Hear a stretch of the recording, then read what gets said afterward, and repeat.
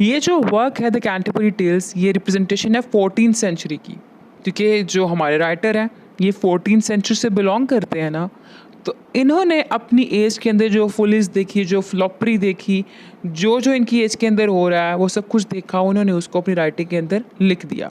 14th century के अंदर society जो थी वो दो सेगमेंट्स में डिवाइड थी, एक सेक्युलर, दूसरी ecclesiastical. Secular means liberal kind of open minded, ecclesiastical means मजहबी लोग, ठीक है। सेक्युलर जो रिलीजन की तरफ इतना ध्यान नहीं था, नॉन रिलीजियस, और एक्लिजियास्टिकल मीन्स रिलीजियस पीपल। अब इनका ऑर्डर देखते हैं, मीन्स ऑर्डर मीन्स पहले कौन आता है, बाद में कौन आता है, उसके बाद किसका रैंक, फिर किसका रैंक आता है। सेक्युलर पहले देखते हैं। सेक्युलर जो है मीन्स नॉन रिलीजियस पीपल, इसमें जो हमारा हेड होता है वो, फिर उसके बाद रॉयल आते हैं। Royal mean mirror of the king, family of king, courtier. ये सारे के सारे कौन है, ये सारे के सारे किंग के क्लोजेस्ट लोग होते हैं। तो देखिएगा अभी आपको यहाँ पे मार्क्सिस्ट के एलिमेंट नजर आएंगे। मार्क्सिस्ट मीन्स कि अपर, फिर लोअर, फिर लोअर, फिर लोअर, फिर लोएस्ट। देखिएगा आप, फिर हमारे पास आ गए फ्यूडल्स, जागीरदार, जिसमें मर्चेंट और ट्रेडर्स आ गए हमारे पास। फिर हमारे पास नाइट और स्क्वायर आ गए, स्क्वायर जो है वो नाइट का बेटा। फिर हमारे पास मैन ऑफ डिफरेंट प्रोफेशंस आ गए, मेडिसन, लॉ वगैरह वगैरह। फिर हमारे पास सर्वेंट्स आ गए, पीजेंट्स आ गए, जो कि लोएस्ट रैंक से बिलोंग कर रहे हैं।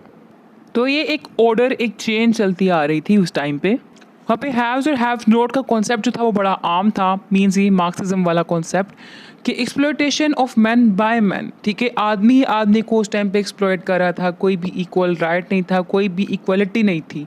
सोसाइटी बहुत ज़्यादा डिप्राइव्ड थी उस टाइम पे, हर जगह सेंस ऑफ डिप्रिवेशन थी। फिर और क्या हो गया, सोने पे सुहागा, मीन्स पहले ही एक्सप्लॉयटेशन हो रही है, पहले ही इक्वलिटी नहीं मिल रही है, पहले ही लूट मार चल रही है, तो सोने पे सुहागा ये हो कि ब्लैक डेथ हो गई।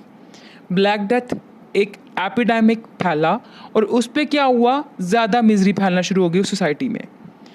फिर जब ज़्यादा मिजरी फैली, एपिडेमिक फैला, एपिडेमिक ख़त्म हुआ, तो उससे क्या हुआ, तबाहियाँ हुई, काफ़ी लॉस हुआ सोसाइटी को। जैसे कि हमारे पास प्रेजेंट टाइम में देख लें, कोरोना आया, कोविड आया।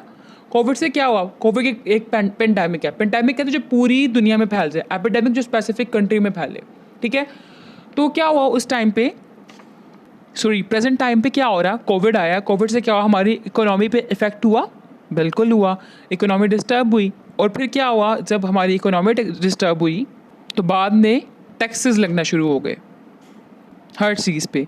तो ऐसे ही वहाँ पे हुआ कि ब्लैक डेथ आई। ब्लैक डेथ का वो एक इवेंट चला वहाँ पे, मींस एक बीमारी फैली।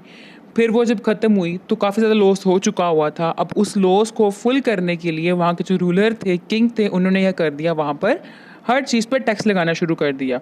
हर चीज़ की वहाँ पे प्राइस बढ़ गई, और जिस वजह से जो पुअर क्लास थी उसको काफ़ी ज़्यादा सफ़र करना पड़ा था। फिर 1381 में फार्मर ने रिवॉल्ट किया अपर क्लास के अगेंस्ट, क्योंकि अपर क्लास उनको और भी ज़्यादा एक्सप्लॉइट कर रही थी। और फिर उन्होंने जो लोअर क्लास थी, मींस फार्मर ने लोअर क्लास के साथ अपने हाथ में ला लिए, मींस उनको सपोर्ट करना शुरू कर दिया। लोअर क्लास और फार्मर्स इकट्ठे हुए अपनी राइट की डिमांड के लिए। तो ये सब कुछ चल रहा था 14th सेंचुरी में। और जो चौसा का वर्क है